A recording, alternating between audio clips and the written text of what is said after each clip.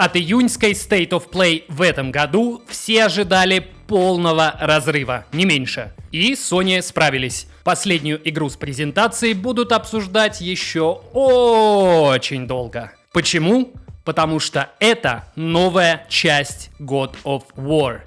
Вот только главный герой здесь не Кратос, а его жена Фэй. А назойливыми спутниками вместо говорящей головы стали говорящие ленточки и желейный куб. Естественно, как минимум половину интернета порвало. Всем бурно реагирующим хочется сказать: Chill the fuck out. Да, конечно, для игроков новый главный герой — это проблема. Но не потому, что они Джена-ненавистники, как считает прогрессивная часть интернета. Просто замена персонажа во франшизе, которая, кстати, недавно отпраздновала 20 лет, полное безумие. Даже на кого-то вроде Фэй, последняя воля которой в принципе стала катализатором всего происходящего в игре 2018 года. Вот представьте, у Лары Крофт неожиданно объявляется брат Ларри, которому дали собственную игру, назвав ее Tomb Raider. Даже у меня глаз от злости начинает немного дергаться, а я даже не фанат франшизы. И Sony, вероятно, понимает эти риски, но деньжат подзаработать все-таки хочет.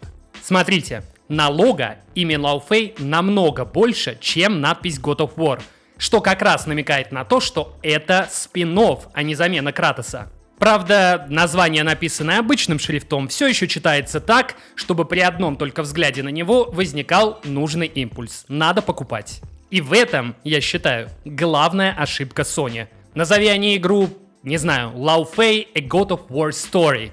Все было бы куда проще. Потому что фанаты понимали бы, что Кратос никуда не делся, а критики оценивали бы ее не как основные игры франшизы.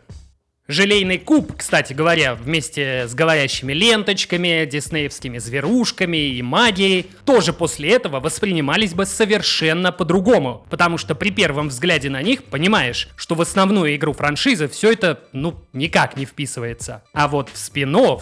это отдельная игра, почему бы и нет. В Lost in Random, например, тоже был квадратный друг, и мне он нравился. Правда, здесь у меня возникла ассоциация с Forspoken. You, the one talking to me right now, or this cuff? You're a cube. Talking. Не, показалось. Вот что мне понравилось, так это боевка.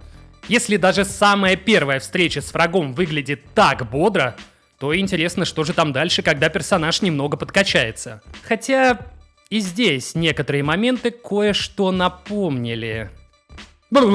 Нет. Все, выкинули это из головы. Лучше сравним все это с Tides of Annihilation. По-моему, по динамике очень даже похоже. Это круто. В общем, что из этого всего следует? Да, возможно, Sony всех слегка запутали. Кратос никуда не пропал. Более того, еще же готовятся и ремастеры оригинальной трилогии, поэтому тем, кто от Лау Фэй не в восторге, есть что ждать. Я тоже, кстати, жду, потому что у меня в то время плойки не было, поэтому в греческие части я не играл. Остальные, будьте готовы к эксперименту. Понравится – класс. Нет – это нормально. Никто не обязан любить каждую выходящую игру. Напоследок – шутка. Может быть, Фэй и не Кратос, но она точно бог войны, ведь она развязала войну в интернете.